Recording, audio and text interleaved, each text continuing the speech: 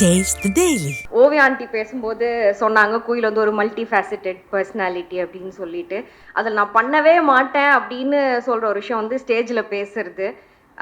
எனக்கு தோணிகிட்டே இருக்கும், இவங்க வேற பேசி முடிச்சுட்டு போயிடுறாங்க, நம்ம பேசினா நம்ம குரல் வேற இவ்வளோ சன்னமாக இருக்குது, எதையாவது பேசினால வந்து நல்லாதாம்மா பேசுனேன் அம்மா மாதிரி அப்படின்னு இழுப்பாங்க வேற. சரி, நம்ம எதுக்கு இதை பேசி அவங்களுக்கு ஒரு தர்ம சங்கடத்தை உருவாக்கணும் அப்படின்றதுக்காக அந்த ஒரு வேலை மட்டும் நான் செய்யறதே இல்லை. ஆனால் மணிகண்டன் ஐயா வந்து கண்டிப்பாக பேசணும் அப்படின்றதுனால ஒரு 2 நிமிஷம். அம்மாவுக்காக இங்கே வந்த எல்லாருக்கும் ரொம்ப நன்றி. நிறையா பேர் ஸோ அம்மா ஆல்ரெடி சொல்லிட்டாங்க. ஸோ சில பேரை ஸ்பெசிஃபிக்காக சொல்லணுன்னா ஓவியா அம்மா, நர்த்தகி ஆண்டி வந்து என்னோட குரு அம்மா. ஸோ வந்ததுக்கு ரொம்ப நன்றி ஆண்டி. அப்புறம் அம்மா வந்து ஸ்பெசிஃபிக்காக பிரசிடென்சி காலேஜ் பற்றி எப்போவுமே சொல்லிகிட்டே இருப்பாங்க. நான் வந்து டான்ஸ் ஆட ஆரம்பிச்சப்பறம் நினச்சேன், ஓகே ஏதோ ஒன்று அம்மா பண்ணாத ஒன்றுத்த கொஞ்சம் நம்ம நல்லா பண்ணுறோம் போல இருக்கு அப்படின்ட்டு. அப்புறமா தான் இவங்களெல்லாம் பார்த்தப்ப சொன்னாங்க, அம்மா ஒரு காலேஜ் கல்ச்சுரல்ஸில் ஆடினாங்க, ஐயோயோ இங்கேயுமா அப்படின்னு இருந்தது எனக்கு. அந்த மாதிரி அவங்க ஒரு அம்மாவா எப்படி தெரியும் அப்படின்னு கேட்டாங்க. அம்மா வந்து ஒரு எக்ஸலண்ட் டான்சர், ரொம்ப நல்லா பாடுவாங்க. வீட்டில் இருக்கும்போது வந்து இட் இஸ் மோர் லைக் ஒரு ஃப்ரெண்டோட இருக்க ஒரு ஃபீலிங் தான் இருக்கும். நல்லா வம்பிழுக்கலாம், சண்டை போடலாம். இப்போ ஒரு டிபேட் பார்க்குறோம் அப்படின்னா இப்போ வந்து நிறைய விஷயங்கள் மாறி இருக்கு. நீ ஒரு விஷயம் பேசுற, இல்லைம்மா அது கரெக்ட் இல்லை, அது அப்படி நம்ம சொல்லக்கூடாது அப்படின்னு சொல்றதுக்கான ஒரு ஸ்பேஸ் வந்து எப்பவுமே அவங்கள்ட்ட இருக்கும். அதில் நம்ம நிறைய கற்றுக்கலாம். இப்போ இவங்க சொன்ன இவ்வளோ விஷயம் வந்து நான் எப்பயுமே கேட்டு வளர்ந்த ஒரு விஷயம். அதை தாண்டி வந்து அந்த டிபேட்டுக்கான ஸ்பேஸ் வந்து எனக்கு ரொம்ப முக்கியம் அப்படின்னு தோணும். நான் என்ன கற்றுக்கிறேனோ, இல்லை நீ இப்போ ஒரு விஷயம் இப்படி சொல்கிற, பட் நம்ம இப்போ அப்படி பேசலாமா, அது இவங்களுக்கு ஹர்ட் ஆகும். ஏன்னா நிறையா விஷயங்கள் இப்போ புதுசாக மாறிட்டே இருக்கும்போது அதை அக்செப்ட் பண்ணிப்பாங்க. எவ்வளோ பேர் அந்த வயசில் அதை பண்ணுவாங்க. நம்ம இவ்வளோ பேசி வளர்ந்த ஒரு விஷயத்த மாற்றிக்கணும் அப்படிங்கும்போது எவ்வளோ பேர் பண்ணிப்பாங்கன்னு தெரியாது. பட் அவங்களோட அது ரொம்ப ஒரு எனக்கு தோணும், எப்படி அக்செப்ட் பண்ணிக்கிறாங்க அப்படின்ட்டு. அது போக I think as a parent, Oviya aunty சொன்ன மாதிரி அதுக்கான ஸ்பேஸ் இங்கே இருக்க நிறைய பேர் பேரண்ட்ஸ் சின்ன வயசுலேருந்து எவ்வளோ வயசில் வர வரைக்கும் இருப்பீங்க.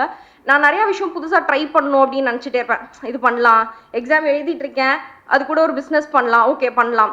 அது எல்லாத்துக்குமே ஒரு கான்ஃபிடென்ஸ் வந்து ஓகே பார்த்துக்கலாம், அம்மா இருப்பாங்க, ஏதாவது ஒரு ப்ராப்ளம் வந்தால் அம்மா இருப்பாங்க. அந்த கான்ஃபிடென்ஸ் வந்து ஐ திங்க் என்னோட ஃப்ரெண்ட்ஸ் நிறையா பேருக்கே அது கிடையாது, அந்த ஒரு பேரண்டல் சப்போர்ட் அப்படிங்கிறது. ஸோ ஐ திங்க் அது வந்து அம்மாட்ட ஸ்பெசிஃபிக்காக சொல்லணும் அப்படின்னா ஆஸ் அ பேரண்ட் ஒரு சப்போர்ட் வந்து எவ்வளோ முக்கியம் அப்படிங்கிறது தான்.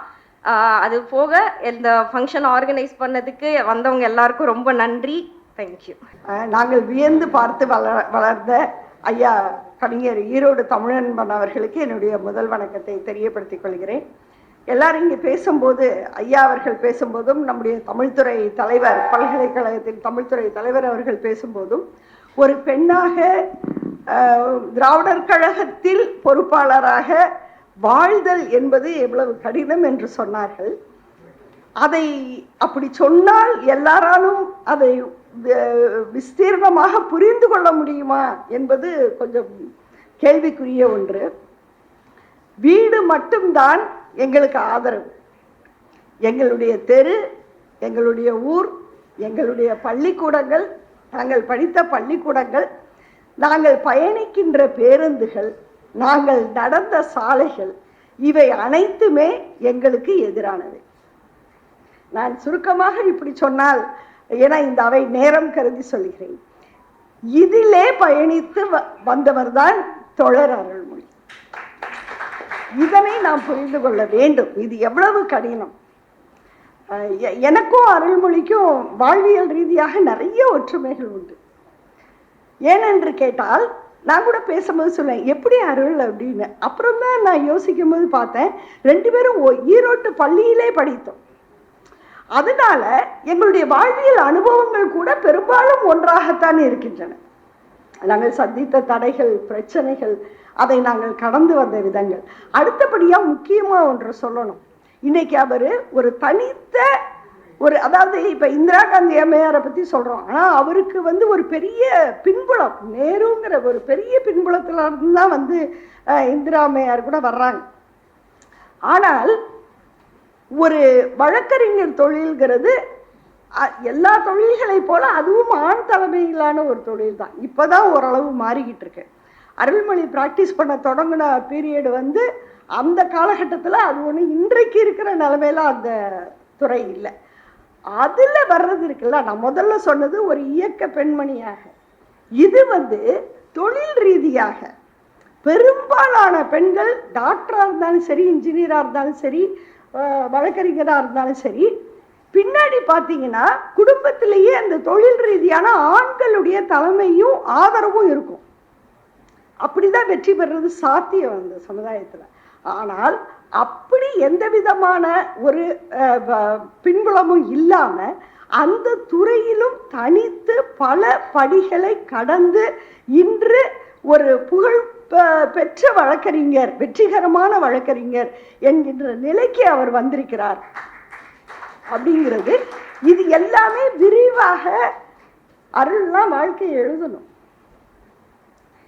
அருள் புகழ் பாடுவதற்காக அல்ல, பிற பெண்கள் படிக்க வேண்டும் என்பதற்காக, அவர்கள் எப்படி வர வேண்டும் என்பதற்காக.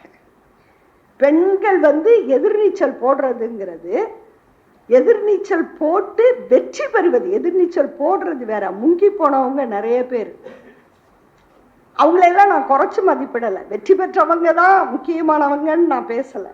ஆனால் அதில் மூழ்காமல் வெற்றி பெறுவது இன்னொரு சாதனை. அப்படிப்பட்ட சாதனையை நிகழ்த்தக்கூடிய பெண்மணியாக அருளை நான் பார்க்கிறேன்.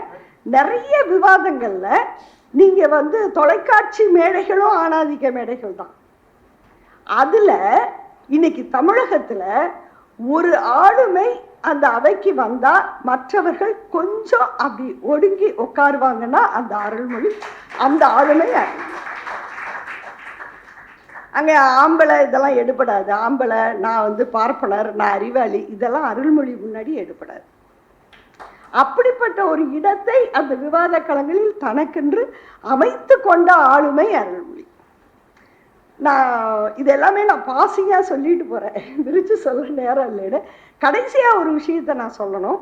ஒரு தாயாக ஒரு பெண் குழந்தையை எப்படி அணுக வேண்டும், எப்படி வளர்க்க வேண்டும், அவருக்குரிய முழுமையான இடத்தை கொடுத்து எந்த ஒரு தடைகளையும் விதிக்காம அவர்கள் போக்குக்கேற்ப அவர்கள் விரும்புகின்ற துறையில் அவர்கள் விரும்புகின்ற கல்வியில் பொறுமையாக ஆனால் முழுமையாக அவர்களை தாங்கி வளர்க்கின்ற அந்த பாங்கு, அதாவது ஒரு விடுதலை உணர்வு பெற்ற ஒரு பெண் இன்னொரு விடுதலையான ஒரு உணர்வு களத்தில் தன்னுடைய பெண்ணை வளர்ப்பது என்பதற்கும் அருள்மொழி ஒரு மிகப்பெரிய உதாரணம். அதனாலதான் குயில் ஒரு மல்டி பர்சனாலிட்டின்னு சொல்லுவாங்கல்ல.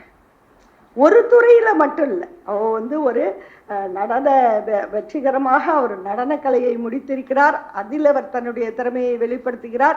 அதே போல எங்களுடைய துறை, அவர் கார்பரேட் செக்ரட்டரிஷிப் ரொம்ப குறுகிய காலத்தில் அவர் ஒரு கம்பெனி செக்ரட்டரியாக இங்கு பணிபுரிய இருக்கிறார்கள். இன்னும் சொல்லப்போனா வெளிநாட்டு வேலை வாய்ப்புகளுக்கு போவதற்கு கூட முழு தகுதி.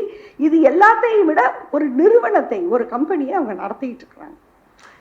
இதுக்கெல்லாம் யார் காரணம்னு சொன்னா அதனுடைய முதல் எழுத்து அருள்மொழியாக இருக்கு. வேறு யாருக்கும் அதிலே பங்கு இல்லை, அவர்களுடைய குடும்பத்துக்கு இருக்கிறது.